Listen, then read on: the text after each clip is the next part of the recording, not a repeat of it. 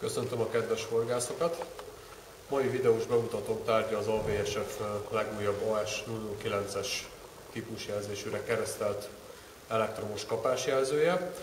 A kapásjelző egy teljesen új fejlesztés, egy egészen új rendszerű elektronikával, amit a régebbi jelzőtípusoknál még nem használtak. Ez a típus az egyik legjobban felszerelt elektromos jelzőnk, ami azt jelenti, hogy ezek a típusok már vezérlik az elektromos ledes swingereket is.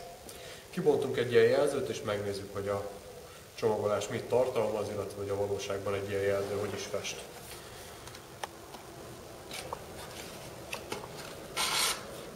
Ha kibontjuk a csomagolást, először is kezünkbe akad a kis hordtáska, amit a jelzőhöz adtak. Praktikus kialakítású, hiszen az alján található egy zárógyűrűvel egy nyílás, ami lehetővé teszi, hogy gyakorlatilag a jelzőket végig ebben a tokban tároljuk, és akár fel is tudjuk rögzíteni őket az állványra.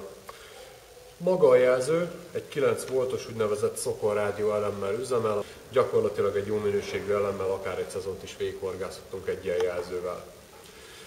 Magán a jelzőn 3 állítási lehetőségünk van.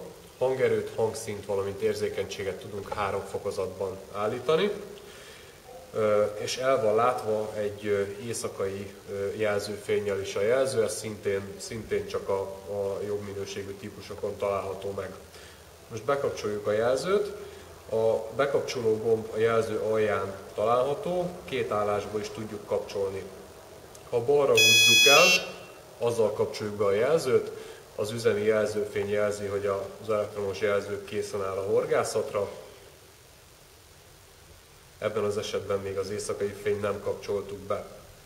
3 gomb található rajta. Az S gomba az érzékenységet jelenti, ezzel tudjuk beállítani, hogy mekkora zsinórhúzásra reagáljon a jelzőnk.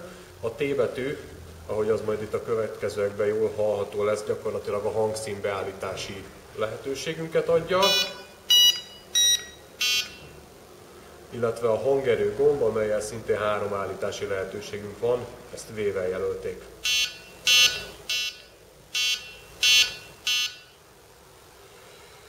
Ha a kapcsolót visszahelyezzük a középső állásba, kikapcsoltuk a jelzőt, ha pedig jobbra húzzuk el, ezzel aktiváltuk a jelző jobb oldalán látható kék ledet, ami az éjszakai fénynek a jelzése.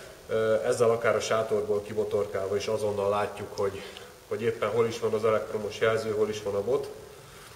Úgyhogy mindenképpen hasznos az éjszakai pecánál, nappal nyilvánvalóan ennek különösebb szerepe nincsen. Ahogy a bemutató elején említettük, ez a jelző már rendelkezik azzal a képességgel, hogy hozzá tudjuk csatlakoztatni a ledes swingereket is. Ennek a dugallja a jelző aljának jobb oldalon található, a menetes rögzítőszár mellett. És akkor most bemutatnánk, hogy hogyan is működik maga a jelző üzem közben. Rögtönöztünk egy állványt, amire felszereltünk egy pecát, csatlakoztattuk az ABSF ledes swingerét, amely 3 különböző színben és a horgászok rendelkezésére áll. Bekapcsoljuk a jelzőt, most éjszakai fénnyel fogom bekapcsolni, hogy ez is látható legyen. És a sátor mögött megbúvó kollega egy kapást fog nekünk imitálni. Ahogy látni lehet, elég vehemens kapásunk volt. A swingerben elhelyezett LED villogva jelzi, hogy nemrég kapás volt a pecánkon. Tökéletesen világít, éjszaka remekül lehet látni.